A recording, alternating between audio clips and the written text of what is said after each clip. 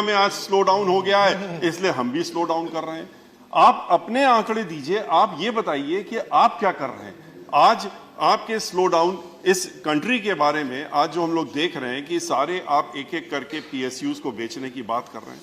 बेचने का असर क्या हो रहा है, क्यों बेच रहे हैं आप, ये तो शायद रीजन बताना ही पड़ेगा आज फाइनेंस मिनिस्टर साहब को कि आज आप इन पीएसयूज को एक के बाद एक सारे पीएसयूज जो इतनी मुश्किलों से बने थे और जो पब्लिक सेक्टर है जहां पर कि schedule caste, schedule tribes, backward class, इन सबके रिजर्वेशन होते हैं, एक फिक्स्ड एम्प्लॉयमेंट का एक सोर्स होता है, उसको आप आज खत्म कर रहे हैं।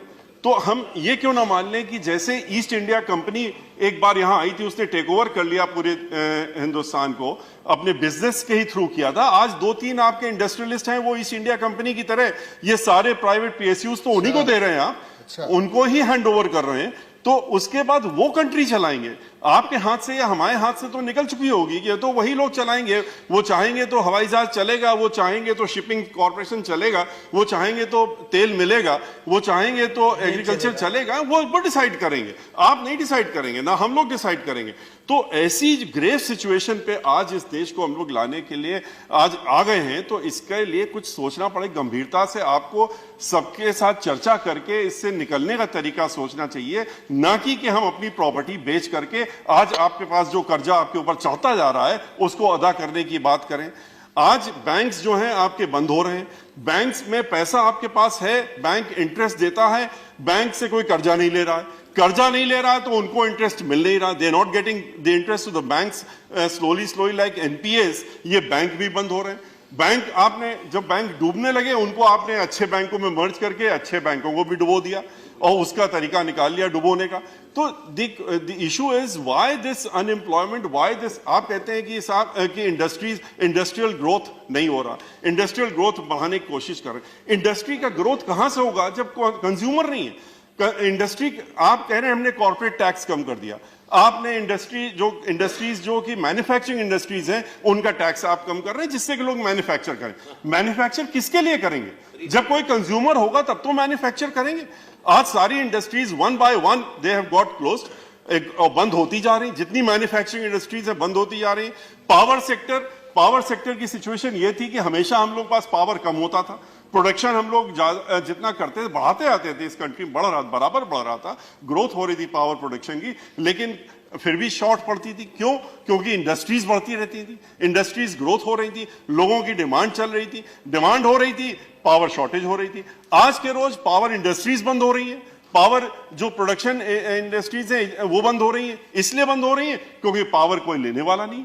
पावर लेगा कौन जब इंडस्ट्री है नहीं, तो पावर कहां से लेगा। तो इन सारी सिचुएशन को देखते हुए जो आज अनएम्प्लॉयमेंट है, जो फार्मर सेक्टर है, जो फार्मिंग सेक्टर के लोग हैं वो परेशान है, शेड्यूल कास्ट, शेड्यूल ट्राइब्स, जो लोग जो गरीब आदमी खास तौर से जो कि इन सब चीजों को जिनकी तरफ आप तो देशभक्ति, या बहुत अच्छी बात, देशभक्ति होनी चाहिए। आप कहते हैं हम गिनीज वर्ल्ड में जाते हैं दिया जला करके, आप जरूर जाइए, लेकिन पैसा किसका खर्चा हो रहा है, पैसा तो हम लोगों का हो रहा है। तो आप जिस गरीब आदमी को आप दे सकते हैं उसको आप चाइना से लाके दीपक जला करके गिनीज वर्ल्ड में जाते हैं, आप यहाँ के कुम्हारों से दीपक बनवा लेते तो शायद कुछ गरीबों का भला हो जाता, उनके यहाँ कुछ दीपक जल जाता, दिवाली में अंधेरा नहीं रहता। लेकिन उसकी जगह आप चाइना से ला करके बत्ती जलाते हैं, लाइट जलाते हैं, सामान जलाते हैं, यहाँ की इंडस्ट्रीज को आप किनारे कर रहे हैं।